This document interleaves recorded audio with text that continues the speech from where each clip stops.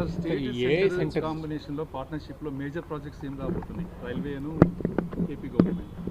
రైల్వేకి సంబంధించి ఆల్రెడీ బడ్జెట్లో చాలా స్పష్టంగా కేటాయింపులు చేశారు. వస్తున్నాయి, చాలా స్పష్టంగా కేటాయింపులు జరిగినాయి. ఇప్పుడు ప్రాజెక్ట్స్కి వచ్చేగల ఐటీ ఎలక్ట్రానిక్స్ రంగానికి వచ్చేగల పెద్ద ఎత్తున ప్రైవేట్ సెక్టర్ పెట్టుబడులు పెడుతున్నాయి. అవన్నీ ఆంధ్ర రాష్ట్రానికి తీసుకురావాలంటే ఎలాంటి వాతావరణం ఏర్పాటు చేయాలి, అదేవిధంగా కేంద్ర ప్రభుత్వంలో కొన్ని చట్టాలని సవరణ చేయాలని నేను కోరాను. ఇప్పుడు డేటా సిటీ వచ్చేగల ప్రపంచవ్యాప్తంగా ప్రతి సంవత్సరం $300 బిలియన్ ఇన్వెస్ట్ చేస్తున్నారు ఈ సెక్టర్లో. భారతదేశానికి దాంట్లో $100 బిలియన్ తీసుకొచ్చే శక్తి మనకుంది. 100 బిలియన్. దాంట్లో ఆఫ్కోర్స్ నా స్వార్థం ఉంటుంది, ఆంధ్ర రాష్ట్రానికి ఎక్కువ శాతం రావాలని స్వార్థం అయితే నాకు ఉంటుంది. కానీ దేశానికి 100 బిలియన్ తీసుకురావాలంటే ఎలాంటి సవరణలు చేయాలనే దానిపైన నేను గౌరవ మంత్రి గారికి నేను సూచించాను. ఆయన సలహాలు కూడా తీసుకున్నాను.